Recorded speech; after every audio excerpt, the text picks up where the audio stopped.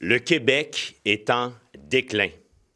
François Legault avait promis la prospérité aux Québécoises et Québécois.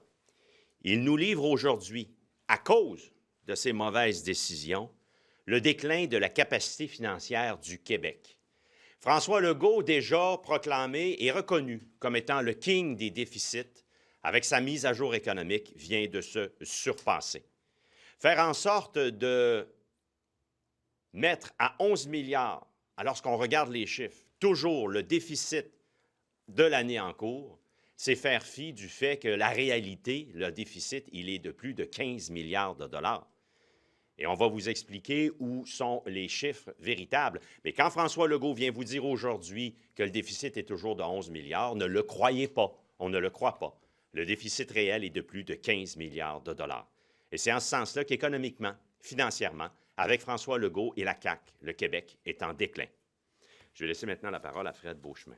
Merci, Marc. Merci à vous tous d'être ici. Écoutez, moi, j'ai quand même été choqué de voir tout à l'heure les chiffres dans le document que le ministère nous a fourni. Puis j'en ai fait un petit tableau pour vous le résumer.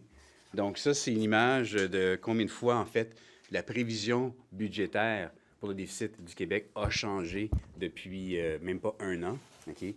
Et là, aujourd'hui, là, okay, en mars 2024, on nous disait que c'était 11 milliards. Aujourd'hui, on nous dit que c'est encore 11 milliards. Mais la réalité, c'est que le gouvernement est en train de maquiller son 11 milliards en nous disant qu'il va aller prendre 750 millions de dollars dans les fonds pour éventualité.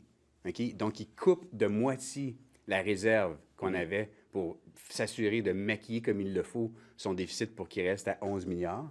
Il va chercher 1 milliard dans les dépenses fiscales pour encore maquiller son déficit pour qu'il reste à 11 milliards. Juste pour votre explication, le 1 milliard qui est ici, là, soyons clairs, la grande majorité de cet argent-là vient de l'augmentation du taux d'inclusion sur la taxe sur le gain en capital.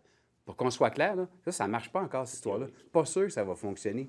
Donc, là encore, on est en train de maquiller le déficit. Puis si ça ne fonctionne pas, ça va augmenter de 1 milliard. C'est sûr et certain. Puis là, les dépenses budgétaires, et on les a tous entendues à date, là.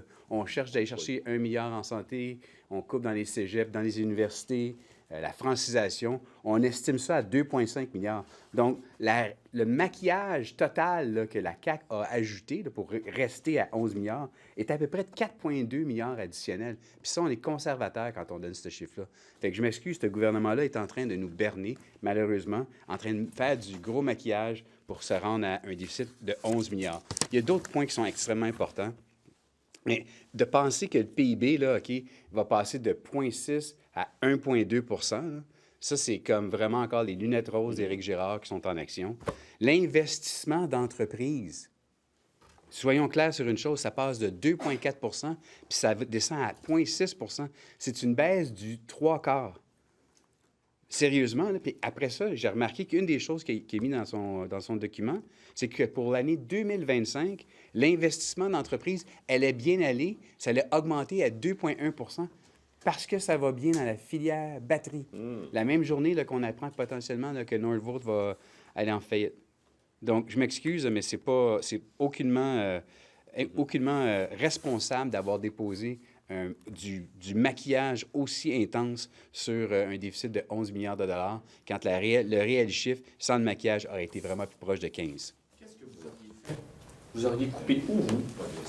Bien, honnêtement, là, ils ont commencé en gaspillant déjà à partir de 2018, puis ils continuent à gaspiller aujourd'hui, puis ils ont fait des chèques électoralistes, puis ils continuent à ne pas gérer correctement les actifs de l'État, et ils continuent à dépenser sans arrêt avec des programmes à gauche et à droite. Puis là, maintenant, ils commencent à vouloir faire des coupes, c'est correct. OK? Il faut qu'ils se rendent à l'évidence éventuellement un jour. Mais de dire aux Québécois, OK, qu'on est encore à 11 milliards. La réalité, c'est qu'on serait plus proche de 15. Mais donc, vous dites les coupes, c'est une bonne chose, mais il en faut plus.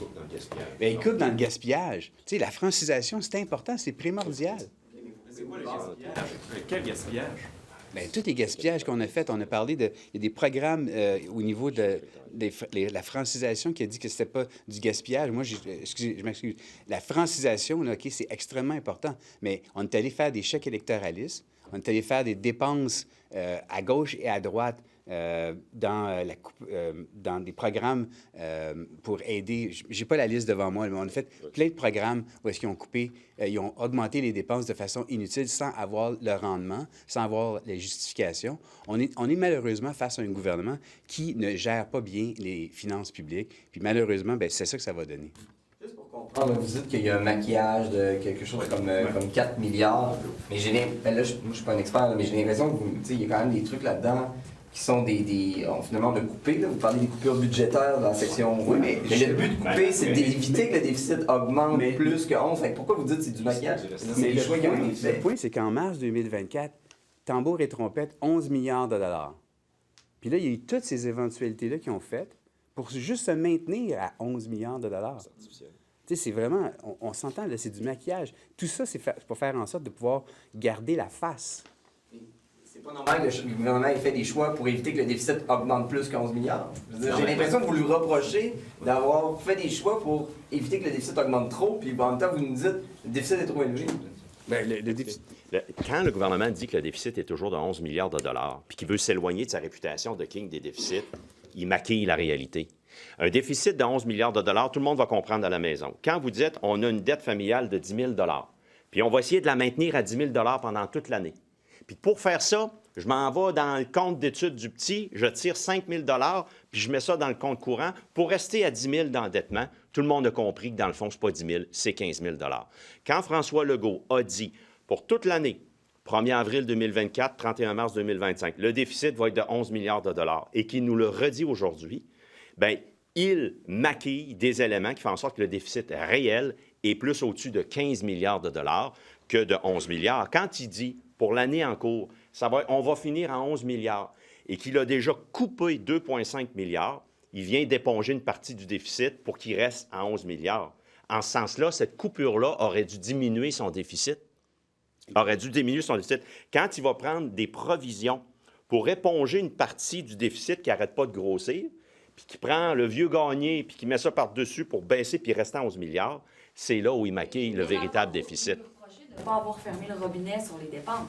On reproche à François Legault de gaspiller comme un marin en cavale le 6,7 milliards de chèques électoralistes, les Maisons Bleues, Maisons des aînés, qui sont des sommes extraordinaires, 1,1 million de dollars par porte pour les Maisons des aînés, alors que nos gens, cet argent-là a été mieux utilisé en CHSLD, puis il y aurait eu un impact réel.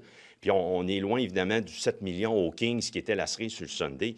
Mais qu'il arrête, en somme, Parti libéral du Québec, là, on est dans l'opposition officielle. Et aujourd'hui, ce qu'on dit à François Legault, là, vous avez beaucoup gaspillé, vous nous avez endettés.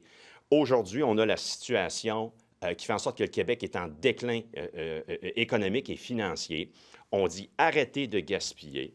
On dit travaillez sur la croissance économique, puis faites en sorte de donner les services. Le point le plus important, là, juste pour clarifier, c'est que si, supposons, là, quand il avait dit que c'était 11 milliards en mars 2024, que ce chiffre-là avait été réel, là, OK? Bien, toutes ces dépenses-là, ici, qu'il aurait faites, là, on serait à 7 milliards aujourd'hui, au lieu de 11, selon le ministre. Fait que là, il y a donc, tu sais, trouvé une façon de se maintenir à niveau, là, comme on dit, là, OK?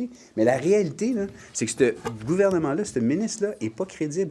À la base, en mars 2024, il aurait dû dire que le déficit allait être plus que 11 milliards. Il a dit que c'est 11 milliards, puis là, aujourd'hui, il répète que c'est 11 milliards, mais il a fallu qu'il mette 4,2 milliards de maquillage dessus pour le maintenir à 11 milliards. Fait c'est pour ça que réellement, là, c'est comme dire si on était à 15. Je comprends pour le déficit. Maintenant, il y a quand même des mesures là, qui touchent les gens, notamment la fin du crédit, la prolongation du crédit d'impôt. Donc, c'est seulement à partir de 65 ans pour les travailleurs. Ça va priver quand même de nombreux travailleurs d'une somme de 1 000 $. Est-ce que ce sont les premières victimes de la rigueur budgétaire? Bien, ils font partie des victimes, mais je pense qu'il y a plein d'autres victimes qui... Là, actuellement, l'enjeu majeur qu'on a avec ce gouvernement-là, c'est qu'on n'a pas de transparence à savoir c'est quoi le plan de match dans son ensemble. Ils coupent partout, mais on ne sait pas où exactement, puis on n'a pas une liste détaillée. On va l'avoir éventuellement, mais là, pour le moment, on sait qu'ils ont coupé en francisation. On sait qu'ils coupent, ils vont couper en Santé Québec 1 milliard. Ils cherchent 1 milliard de coupures dans Santé Québec. Ils cherchent des façons de couper. Ils coupent partout, mais en même temps, ils augmentent. Oui, c'est ça. J'essaie de suivre votre discours. Il est où le droit à couper? Bien, d'abord, il faut qu'il arrête de gaspiller. François Legault, ça fait 6 ans, puis aujourd'hui, là, on est devant des déficits records. Ça fait 6 ans qu'il dépense. Puis c'est même Bernard Drinville, avant d'être ministre, qui le disait, vous en rappelez, au 98.5 sur le budget de 2019, en disant il dépense. L'argent, il y en a, puis il référait aux 7 milliards laissés par les libéraux. Quand vous êtes à une rigueur, il aurait fallu qu'il y ait de la rigueur depuis 6 ans qu'il n'y a pas eu. Alors aujourd'hui, on est devant la soie à cochon de François Legault, que le déficit, il n'est pas à 11 milliards, il est plus de 15 milliards de dollars. Puis aujourd'hui, il faut qu'il arrête le gaspillage, il faut qu'il dépense de façon rigoureuse, puis qu'il lâche des programmes qui coûtent extrêmement cher, comme les maisons des aînés, 1,1 million de dollars la porte pour quelques centaines d'aînés. Grand bien leur fasse, je suis content pour eux autres. Pendant ce temps-là, il y en a des milliers qui n'ont pas les services requis en CHSLD. Donc, arrêtez de gaspiller, dépensez de façon intelligente et faire en sorte de jouer sur la croissance. Puis je termine là-dessus. 2 choses. Les investissements des entreprises vont passer de 2,4 à 0,6 Quand le ministre des Finances, avec ses lunettes roses, augmente les prévisions de croissance, il est complètement à côté de ses pompes. Mais M. Tanguay, donnez-nous des exemples concrets, outre les maisons des aînés, de ce que vous considérez au Parti libéral comme du gaspillage de fonds publics. Écoutez, c'est plein d'exemples que je vous ai donnés, là. Je vais vous donner un autre exemple. 396 millions pour augmenter les inscriptions en enseignement supérieur dans des emplois en pénurie. Notamment là-dessus, il y avait les inscriptions au bac en enseignement. Est sorti publiquement le doyen de la faculté de l'Université de Montréal pour dire que c'était mal ficelé. Ça n'a pas été, le 396 millions n'a pas permis d'avoir une hausse des inscriptions en enseignement au bac, mais une diminution de 1100 élèves. Ça, c'est un autre exemple. Il y en a plein d'exemples, puis on pourra vous fournir la liste comme ça, où l'argent a été garoché, a été gaspillé et qu'on n'a pas les résultats. Je termine là-dessus. En 2018, les Québécoises et Québécois, on était en surplus budgétaire puis on avait de meilleurs services. Et je mets encore une fois au défi quiconque de me dire quel service au Québec va mieux après toutes ces dépenses-là sous François Legault, dans sa 7e année versus en 2018. Il a dépensé 18 milliards et là, le 18 milliards, on devrait bien davantage dire 22 milliards. On est passé de plus 7 à moins 15. Parti libéral prenne le pouvoir aux prochaines élections, n'est-ce pas? Je le souhaite si on est là. Puis on va le solliciter la confiance des Québécoises et Québécois. Tout ce que vous nous décrivez là, ouais. Ça va vous tomber sur les bras. Vous allez devoir gérer ça. Puis là, c'est sûr que vous allez blâmer l'ancien gouvernement, on comprend, mais vous allez devoir agir aussi. Les maisons des années, vous n'allez pas aller les débâtir pour vendre les matériaux. Qu'est-ce qui va pouvoir être fait? Écoutez, ça, là, encore une fois, on est à 2 ans des élections. Il y aura des débats, il y aura la course à la chefferie et il y aura un cadre financier qui va être déposé par le Parti libéral dans le contexte de l'élection. Aujourd'hui, on peut voir que sous François Legault, c'est le déclin économique et financier du Québec. On va voir l'ampleur des dégâts que François Legault nous aura laissés, évidemment, durant l'année électorale, et on arrivera avec un cadre financier qui va tenir la route puis qui va nous permettre d'avoir un plan qui va faire en sorte d'améliorer les services, mais de récupérer le contrôle de nos finances publiques, ce qu'on avait en 2018. Can we have your reaction in English? Sure. What we are saying today is that we are witnessing the Quebec's financial and economic decline.